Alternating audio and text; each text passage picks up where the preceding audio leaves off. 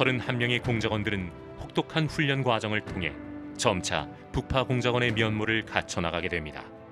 드디어 그들에게 기다리던 출경 명령이 떨어졌습니다. 68년 10월 그들은 전진기지인 백령도에 다다르게 됩니다.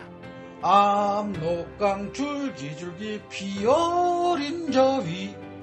공작원들의 사기는 하늘을 찔렀습니다. 국가를 위해 목숨을 바친 군인.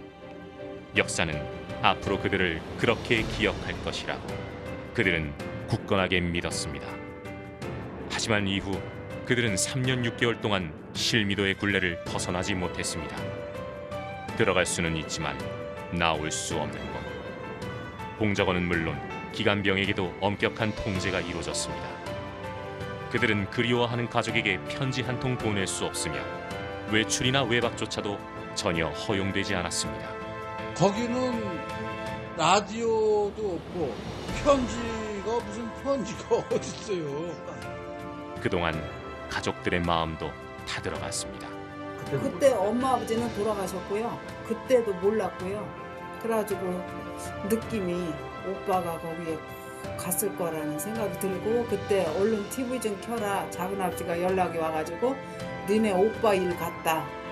본 새끼들은 지네들 배시댁이라 불리고 저기 하지 이게 뭐냐고. 그래서 3번 4번은 가서 얘기했어. 부대장한테 얘기가 안 돼서 정보국장한테 직접 가서 얘기도 하고 그랬었다고. 거기에서 오빠 별명이 비호였대요. 내일 아침에 이제 외출을 나가려고 옷 다 입고 옷가까지 싹 닦고 뚫어놓자 죽은 거야. 이 친구도. KFM 경기방송 특별기획 10부작 실미도는 끝나지 않았다. 4화 실미도의 첫 외출.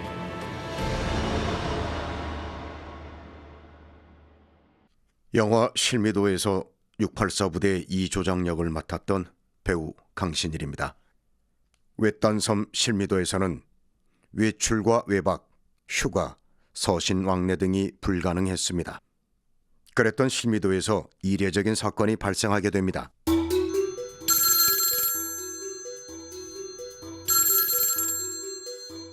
통신보안 일병 김석진입니다. 오리동 공군부대입니다. 어디십니까? 네, 수고 많으십니다. 뭐 좀 여쭤보려고 전화드렸는데요. 네, 말씀하십시오. 제 동생이 그곳에서 근무를 하고 있다고 들었습니다. 저는 김용택 일병 누나고요. 네, 그러십니까? 그런데 면회를 한 번도 못했습니다. 제가 소독 간호원이었는데 동생을 보려고 먼 곳에서 이곳까지 왔습니다. 네, 상부에 보고하고 다시 연락드리도록 하겠습니다. 네, 정말 감사합니다. 소독 간호원으로 가서 돈 벌러 갔었어요. 향수병이 걸린 거야. 그래서 와서 자기 남동생을 찾은 거야. 만나봐야 되겠다. 그러니까 부대에서는 대책이 없을 거 아니에요. 소독 간호사였던 김순자 씨가 고국에 돌아왔습니다. 그에게 남아있던 마지막 혈육인 김용택. 이병 김용택은 누나를 만날 수 있었을까요? 실미도에서의 첫 외출이 코앞으로 다가왔습니다.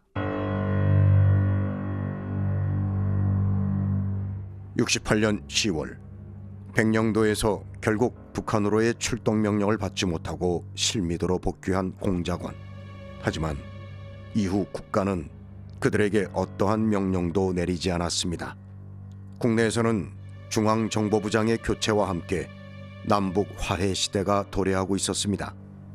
이후 부대를 창설한 중앙정보부는 실미도 부대의 존재를 골칫덩어리로 인식하게 됩니다. 숟가락이 첫날은 없어서 숟가락을 안 갖고 와서 손으로 이렇게 먹으면서 아이고 참 그런 적도 있었고. 상당히 어렵게 되더라고. 부식이 다리가 좀 붓는 사람도 있었고 그냥 위에서 주는 대로 먹고 그냥 훈련하는 그거밖에 없었지 우리는. 이후 느슨해진 분위기. 실미도 부대에서는 공작원들의 사망 사건이 잇따르게 됩니다. 밤중에 무슨 개가 이렇게 짖어? 개 우는 소리가 꼭 사람 우는 소리 같지 않습니까? 재수없게 그런 소리 하지 마. 기분 이상하다. 교육대장이 키우던 개가 서럽게 짖고 난 다음 날이면 어김없이 실미도에 사건 사고가 발생했다는 증언. 바로 무의도 탈영 사건도 그 가운데 하나였습니다.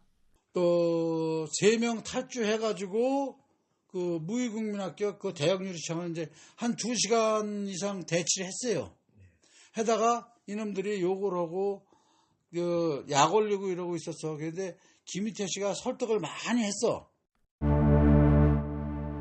나 소대장이다. 지금 너희는 모두 포위됐다. 같이 있는 민간인들 다치지 않게 나와라. 너희도 불만이 있을 테니 너희들의 사정을 이해해주겠다. 다시 한번 말한다. 민간인들 다치지 않게 하고 걱정 말고 밖으로 나가라. 없던 일로 약속하겠다. 개소리 마라. 씨. 마지막으로 셋을 세겠다. A조는 전방, B조는 후방으로 진입한다. 이거 완전히 배신하는 거. 그래 들어보니까 피가 그냥 숫짓이라 노란 이거 장판인데 피가 있는데 세 놈이 딱 넘어져. 탈영 사실을 뒤늦게 알아차린 부대원들이 그들의 뒤를 쫓았습니다. 이미 학교에서는 성폭행 사건이 벌어진 뒤였습니다. 당시 소대장과 공작원 간의 긴 설득과 대치. 결국 그들은 실미도로의 귀환 대신 죽음을 선택했습니다. 이후 실미도에서는 모두 7명의 젊은 청년이 목숨을 잃게 됩니다. 부대를 그나마 지탱해오던 지휘관들도 더 이상의 유지는 힘들다는 판단을 내리게 됩니다. 8.23 사건이 터지기 직전인 1971년 김두만 공군 참모총장은 정래역 국방부 장관에게 2차례에 걸쳐 실미도 부대 해체를 건의했다. 이대로 두면 반드시 큰일이 벌어집니다. 차라리 애들을 공군 하사관으로 임관시켜 주십시오. 그러나 그 이야기는 받아들여지지 않았다. 어차피 사회에 복귀시킬 생각이 없다면 그럼 전부 죽여버립시다. 훈련한다면서 덕적도 옆에 있는 무인도에 상륙시킨 뒤 캘리버 50으로 쓸어버리면 됩니다. 못하겠다면 내가 하겠습니다. 부대 지휘관들의 여러 차례의 건의에도 정부는 아무런 대책을 내놓지 않았다. 김순은 교육대장이 우리 이주표 장군이나 한테 가서 항의를 했다고. 애들도 안 보내고 맨날 이러고 있으면 우리는 어떡하라고 그러냐고.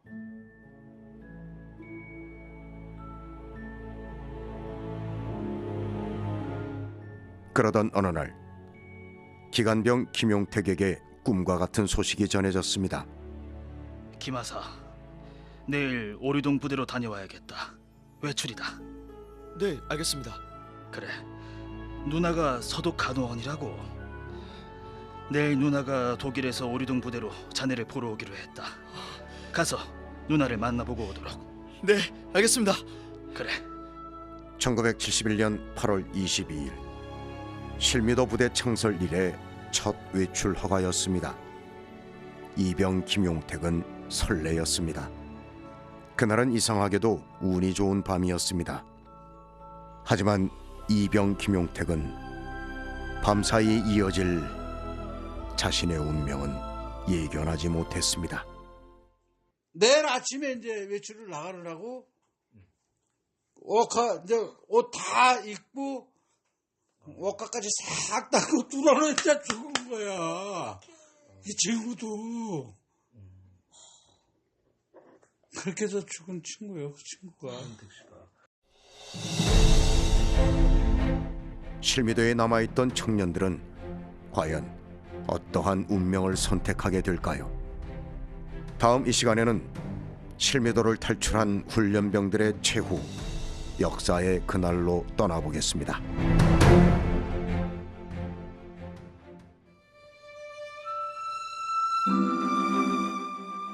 지금까지 기획 연출 오인환, 취재 서승택, 작가 한아리, 내레이션의 강신일이었습니다. 이 프로그램은 2019년도 방송문화진흥회의 라디오 콘텐츠 제작 지원을 받아 제작하였습니다.